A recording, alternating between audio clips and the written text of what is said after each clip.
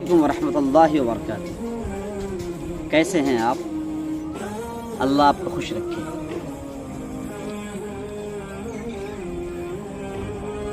شاید کہ آج پھر مجھ سے خفا ہوں گے، کیونکہ میں ایک بہت بڑی حقیقت سے پردہ ہٹانے کی آج کوشش کروں گا، اور اس میں ہمارے خیال سے تقریباً مسلم لوگ ملوث ہیں۔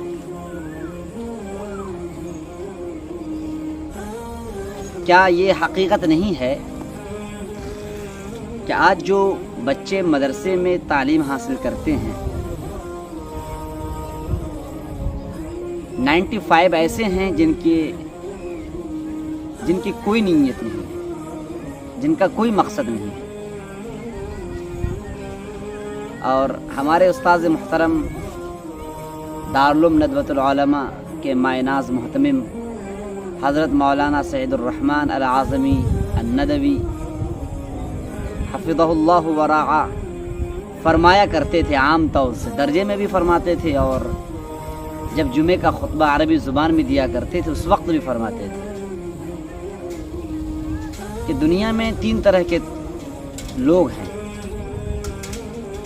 کچھ لوگ تو وہ ہیں جن کی ایک نیت اچھی ہوتی ہے، کوئی بھی کام کریں ایک نیت ہوتی ہے ان کے پیچھے۔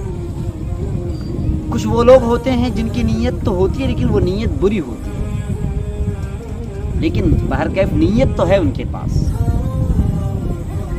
لیکن وہیں تیسری جماعت اور تیسرا فرقہ وہ ہے جن کے پاس نہ اچھی نیت ہے نہ بری نیت ہے۔ حضرت محترم صاحب فرمایا کرتے تھے وہ تیسرا فرقہ مدرسے میں پایا جاتا ہے۔ مدرسے کے طلبہ کے پاس کوئی نیت نہیں، آپ کیوں پڑھ رہے ہو کچھ پتہ نہیں، اور شاید کہ اس کے پیچھے اگر اساتذہ کی غلطی ہے، ان سے زیادہ غلطی ان کے پیرنٹس اور ان کے والدین کی ہے۔ میرے پاس 2 بھائی ہیں، مثال کے طور پر میرے والد محترم نے ایک کو اسکول بھیجا اور ایک کو مدرسے بھیجا، اور یہ بات ہر ایک کو معلوم ہے جو میں بولنے کی کوشش کر رہا ہوں۔ ایک کو اسکول بھیجا اور ایک کو مدرسے بھیجا۔ کیا یہ حقیقت نہیں ہے جس بچے کو اسکول بھیجا جا رہا ہے اس کے تمام ناز و نخرے برداشت کیے جا رہے ہیں؟ تہوار کے موقع پر اچھے کپڑے، جب پڑھنے کے لیے روزانہ جائے تو ان کے پاس جیب میں پیسے ڈال دیے جاتے ہیں، 10 روپے 20 روپے۔ ان کے کپڑے اچھے ہوتے ہیں، ان کے جوتے اچھے ہوتے ہیں، اور ان سے روزانہ پوچھا جاتا ہے کسی چیز کی کوئی پریشانی تو نہیں ہے، اور ہفتے میں 1 مرتبہ ضرور ہمارے والدین میرے اس بھائی کے ٹیچرز سے اور اس اسکول کے ذمہ داروں سے پوچھتے ہیں میرے بیٹے کی تعلیم کیسی چل رہی ہے۔ میٹنگوں میں بھی میرے والدین کی شرکت ہوتی ہے، لیکن کیا یہ حقیقت نہیں ہے میرے والدین نے ہمیں نہیں پوچھا، ہمارے کپڑوں کی طرف توجہ نہیں کی، جو پھٹے پرانے کپڑے ہیں تو پہنے ہوئے ہیں، ہمارے صاف ستھرائی کی طرف کبھی توجہ نہیں کی۔ مدرسے میں کیا کھا رہا ہوں، کہاں سے میری رقم آ رہی ہے، میری تعلیم کا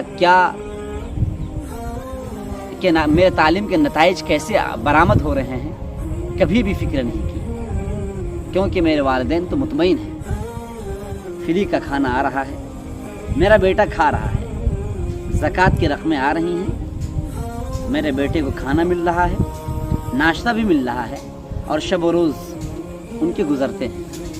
کبھی تعلیم کی فکر نہیں کی، کبھی استاد سے پوچھا تک نہیں فون کر کے بچے کی تعلیم کیسی ہو رہی ہے، کبھی یہ نہیں پوچھا کہ ان کی کتابوں میں کتنے روپے خرچ ہو رہے ہیں، کبھی نہیں پوچھا، کیونکہ ان کے ذہن میں یہ بات بیٹھ چکی ہے جو بچہ مدرسے میں پڑھتا ہے اس کا مطلب یہ ہوا کہ صرف اور صرف چندے کی زندگی گزارے، چندے پر پلے بڑھے اور چندے پر اس کی تعلیم کی تکمیل ہو اور فراغت کے بعد وہ معاف کیجیے گا یہی اس کا مقصد بن جائے کہ وہ دوسروں کے سامنے کاسہ خدائی پھیلاتے پھیلاتے ہوئے اپنی زندگی گزارے۔ یہ بات صرف غریبوں کی نہیں ہے، ایسا نہیں ہے کہ میں یہ بات غریب والدین سے متعلق کر رہا ہوں، نہیں، مدرسوں میں بھی اچھے گھر سے بچے آتے ہیں، طلبہ آتے ہیں۔ اگر مان لو کہ میں غریبوں ہی سے متعلق بات کروں، کیا یہ حقیقت نہیں ہے کہ ہر غریب کے گھر میں، ہر مسکین کے گھر میں، مسکین وہ مسکین جو خط افلاس تو نہیں، متوسط درجے کی مساکین ہیں، کیا ان کی بیوی اگر مہنگے کپڑے کا مطالبہ کریں، اپنی بیوی کا مطالبہ تو پورا کر دیتا ہے وہ شوہر، لیکن وہی شوہر اپنے بیٹے کا مطالبہ پورا نہیں کرتا ہے، جو بیٹا مدرسے میں تعلیم حاصل کرتا ہے۔ کیا یہ سچ نہیں ہے؟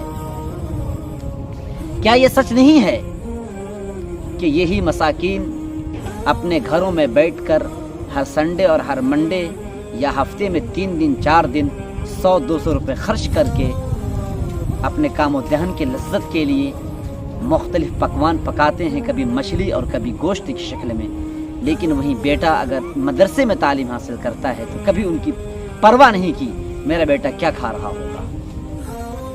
کیا یہ سچ نہیں ہے؟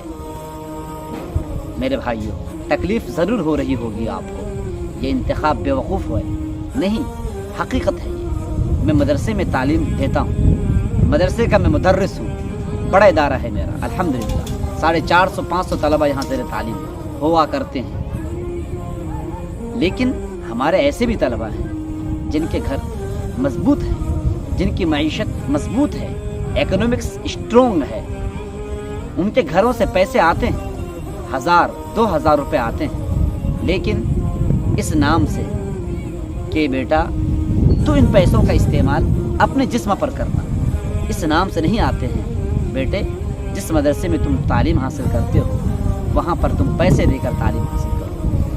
میرے پاس آج ایک فون آیا کہ میں اپنے بھتیجے کو بھیجنا چاہ رہا ہوں پڑھنے کے لیے، ٹیوشن کے طور پر آپ ہمارے بھتیجے کو پڑھائیے گا۔ میں نے کہا بہت اچھی بات ہے، آپ اپنے بھتیجے کو بھیج دیں، لیکن ٹیوشن فیس ہمیں بتا دیں۔ لگے وہ بغلے جھانکنے، دائیں بائیں جھانکنے لگے اور کہا انہوں نے کہ اس کے بارے میں بعد میں بات کروں گا۔ ہم نے کہا کیوں بعد میں بات کریں گے؟ آپ کا وہی بھتیجا اسکول جاتا ہے 3000 روپے دیتے ہو، لیکن اسی بھتیجے کو اگر آپ اسکول مدرسے بھیجتے ہو قرآن اور حدیث کی تعلیم دینے کے لیے، عربی کی تعلیم دینے کے لیے، آپ بغلے جھانکتے ہو۔ آپ کو دن میں تارے نظر آتے ہیں، 500 روپے کیا 200 روپے بھی آپ کے لیے مشکل ہو جاتے ہیں، صرف اس لیے کہ مدرسے میں استاذ کیا پڑھائے گا۔ افسوس کی بات ہے، لیکن وہیں اگر آپ اسکول جاتے ہو، کوچنگ سینٹر جاتے ہو، تو وہاں پر آپ 500 روپے پر سبجیکٹ خرچ کرتے ہو۔ شرم نہیں آتی ہے آپ کو؟ قرآن کی تعلیم دلاتے ہو فری میں، اور میتھ، سائنس اور انگریزی کی تعلیم دلاتے ہو 500 روپے پر سبجیکٹ خرچ کر کے۔ آپ کو شرم نہیں آتی ہے؟ آپ کو حیا نہیں آتی؟ آپ کی غیرت مر چکی ہے؟ میں تو والدین سے مخاطب ہوں جو اپنے بچوں کو تنگ نظر بنا چکے ہیں، اپنے بچوں کو فکری طور پر مریض بنا چکے ہیں، اپنے بچوں کے ظرف کو تنگ کر چکے ہیں۔ وہی بچے جب بڑے ہوتے ہیں شیطان کے طور پر زندگی گزارتے ہیں، وہی بچے جب مدرسے سے فارغ ہوتے ہیں کوئی مقصد نہیں، نہ اچھی نیت تھی، نہ بری نیت تھی، نہ اچھا مقصد تھا نہ برا مقصد تھا، کوئی مقصد نہیں تھا، نکل گئے مدرسے سے فارغ ہو کر۔ کیا کرنا ہے؟ کچھ نہیں، ٹیمپو خریدا، ٹیمپو چلانا شروع کر دیا، آٹو خریدا، آٹو چلانا شروع کر دیا، اس سے بھی نہ بنا کام تو پان کی دکان شروع کر دی، اور 1000 گالیاں مدرسے والوں کو سونپتے ہیں۔ یہاں پر غلطی اساتذہ سے زیادہ بچوں کے والدین کی ہے، اور ساتھ ساتھ اساتذہ کی بھی معمولی سی غلطی ہوتی ہے، لیکن اساتذہ کیا کریں گے؟ کیا کریں گے اساتذہ تو مالک کی طرح ہیں، وہ تو چاہتے ہیں اساتذہ کہ ہمارے باغ کا ہر پھول معطر ہو، خوشبودار ہو، اٹریکشن ہو، کشش ہو، لوگ دیکھیں دوڑ دوڑ کر آئیں۔ لیکن آپ کو معلوم بھی ہونا چاہیے نا کہ جو باغ کا مالی ہوتا ہے نا وہ کہیں کاٹتا ہے، کہیں کاٹتا ہے، کہیں چھانٹتا ہے، تو کیا کبھی پودا کہتا مجھے کیوں کاٹ رہے ہو؟ افسوس کی بات ہے اگر یہ اساتذہ اپنے شاگردوں اپنے طلبہ کو ڈانٹتے ہیں اور کم فہمی کی بنیاد پر اگر یہ طلبہ اپنے گھر والوں کو شکایت کر دیتے ہیں میرے استاذ نے مجھے ڈانٹا ہے، فوراً فون آتا ہے کہ آپ نے میرے بیٹے کو کیوں ڈانٹا، میرے بیٹے کو کیوں مارا؟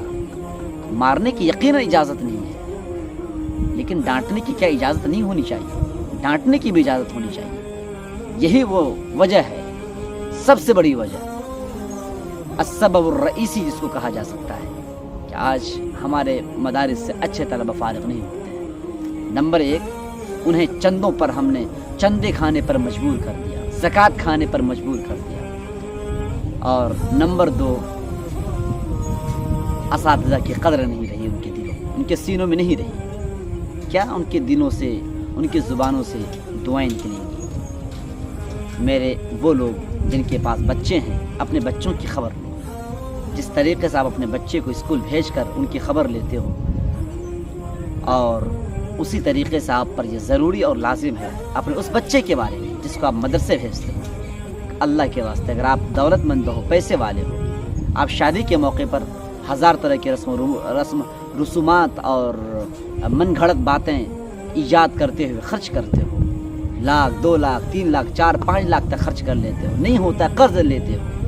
کاش اپنے بچوں کی تعلیم، جو کہ تعلیم مدرسے میں دیتے ہو، قرآن اور حدیث کی تعلیم دیتے ہو، دینیات کی تعلیم دیتے ہو، اس میں خرچ کرنے کی کوشش کرو۔ اگر آپ کے پاس امام ہے، آپ کے بچے مکتب میں جاتے ہیں پڑھنے کے لیے، افسوس میرے پاس فون آیا، فون کیا آیا، میں اپنے علاقہ پورنیہ کے رہنے والا ہوں، میں جب گاؤں جاتا ہوں وہاں پر میرے گاؤں کے 2-3 ایسے مکاتب کے ذمہ داران ہیں جو میرے پاس آتے ہیں، مفتی صاحب لوگوں سے کہہ دیتے جمعے میں کہ تنخواہ بڑھا دیں۔ افسوس ہوتا ہے مجھے، ان کے پاس بھی بال بچے ہیں، ان کے پاس بھی بیوی ہے، وہ بیچارہ پورا سال تو گزار لیتا ہے، اور جب میں گھر جاتا ہوں مجھ سے مطالبہ کرتا ہے کہ آپ اپنے بیان میں کہہ دیں کچھ نہ کچھ تنخواہ بڑھا دیں۔ اگر میں بیان میں کہہ دوں، مجھے یہاں تک خبر ملی ہے کہ وہ حضرات پھر سے امام کو ڈانٹتے ہیں کہ آپ نے مفتی صاحب سے کیوں بتا دیا کہ وہ جمعے میں اعلان کرتے ہیں۔ دل ٹوٹ جاتا ہے، دل دکھتا ہے ایسے مقتدیوں سے، ایسے معاشرے سے، ایسے مسلمانوں سے جو چاہتے ہیں اللہ کی رحمت کا نزول ہو۔